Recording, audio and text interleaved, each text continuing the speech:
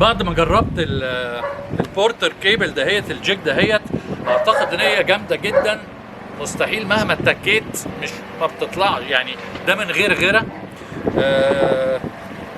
انا بعد كده هعمل بيها حاجه، بس النهارده كنت بجرب اعمل على خشب دخانه معينه من خشب الزان، فخشب الزان قوي جدا، اعتقد انه بالغيره هتبقى يعني اقوى حاجه في الدنيا. اشوفكم الحلقه الجايه، سلام عليكم.